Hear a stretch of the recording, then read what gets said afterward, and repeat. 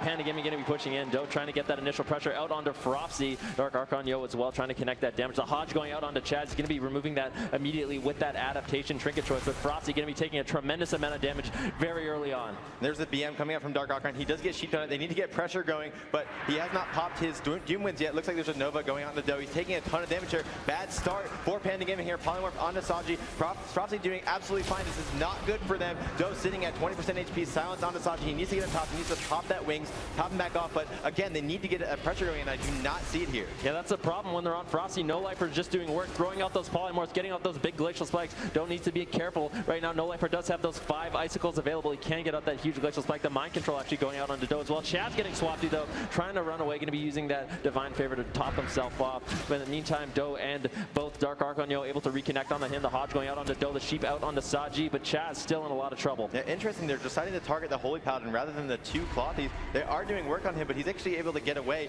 They're running across the map back and forth, stopping Doe and Dark Archon Yo on the way, and that's really helping them here. Chaz able to top off, and they really haven't gotten any defensives out. Meanwhile, Doe and Dark Archon constantly getting CC'd and taking a ton of damage. Yeah, Chaz does have that Avenged Crusader up now, but Doe getting dangerously low. The silence going out onto Saji. He deciding not to trinket it. He still has that bubble available if he needs it. Has his wings, is running that Relentless, so CC's just going to be inherently lower on him as well. Doe gets topped off. Saji now getting swapped to as he does push in. Frosty going to be using that massive spell to remove that CC off of Chaz as he does have that Avenged Crusader up. Going to be doing a little bit of extra damage pulling away, but he's just not able to top himself off. And you know, I'm starting to worry for Method. They haven't gotten too many major cooldowns. There is the Bloodlust coming out from Doe. They're trying to go on the Chaz constantly, but he's just healing straight through it with that Avenging Crusader. He's trying to get away now, make sure his casters are able to get CC up on Dark Archon and Doe as they get away. There's a Nova onto Doe.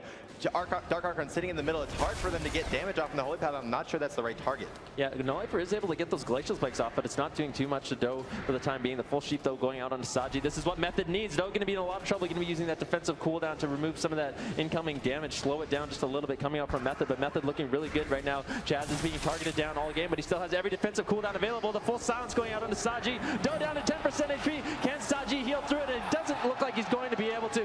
Method going to tie up the series 1-1. Yeah, and that was just a crazy CC chain that we expect from a team like Method U. They got the triple poly into the fear, into the silence, and it was over from there. He did not have melee wings. He was using the holy wings that game to make sure he gets big heals out, but he wasn't able to. He had them up, but he just couldn't use any heals. Yeah, so Method now able to bring themselves back into this series and tie it up 1-1 for real this time after that replay on that game.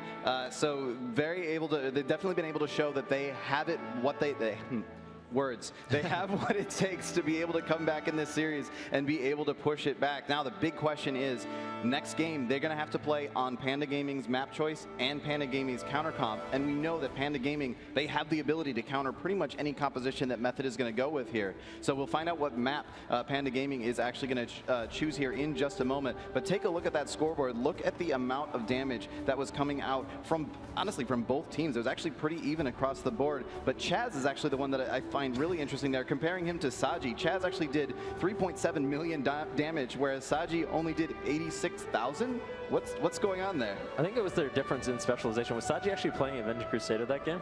No, he was not. Okay, yeah, he wasn't playing that Avenged Crusader spec. Chaz's going to be running that. Gets that additional damage.